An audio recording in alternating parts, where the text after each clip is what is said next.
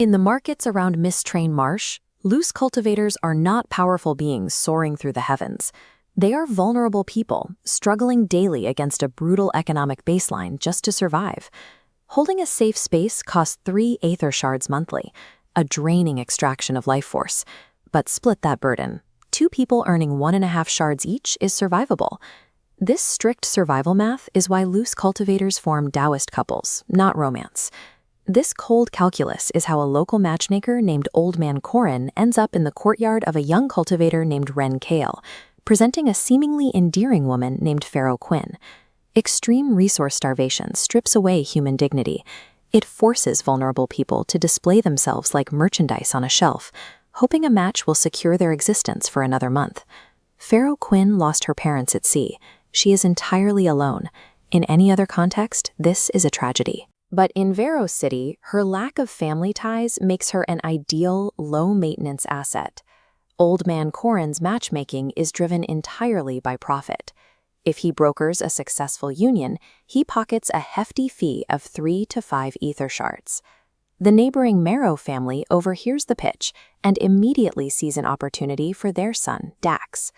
A girl with deceased parents means 0 in-law troubles, and, most importantly, no expensive bride price. She is free labor and an extra support line for their household. As the neighbors calculate her value, Farrow looks up at Wren Kael. She sees a handsome young man who is equally orphaned, meaning she wouldn't have to serve demanding in-laws. The spark in her eyes is the sudden, desperate hope of a better deal. In an environment where everyone is starving for resources, a seemingly perfect romantic match functions as a perfectly orchestrated financial trap.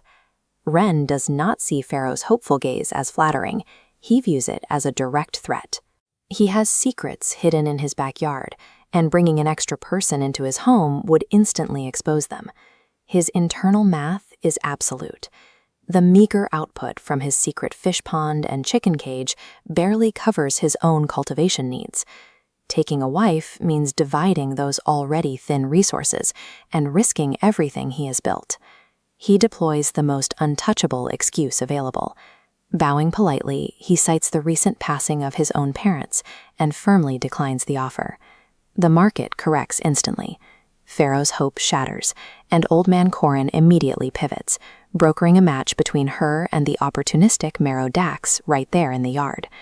Protecting hidden potential requires ruthless discipline. It means actively rejecting the community safety nets, even when they are handed to you for free. That very evening, Wren attends the impromptu wedding banquet. He doesn't go to celebrate. The Merrows made it clear no gifts were required, and skipping the event would have meant paying a 1-shard neighborly tax he simply cannot afford. The courtyard is loud and drunk. The Merrows celebrate their free daughter-in-law. Corrin celebrates his matchmaking fee, and Wren sits completely sober and isolated in the corner of the room. Through the noise, Farrow Quyn shoots several glances toward Wren's corner.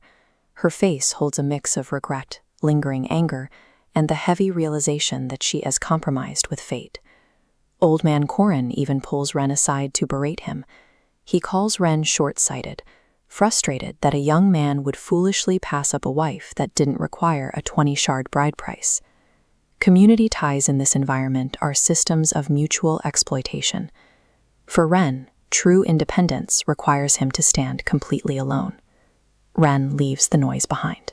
He slips away early, retreating to the absolute quiet of his own backyard under the cover of night. He checks on the small fish pond and chicken cage.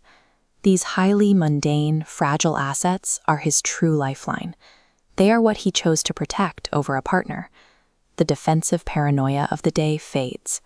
He settles into absolute focus, drawing on the aether essence stored deep within his body. He traces a pattern in the air.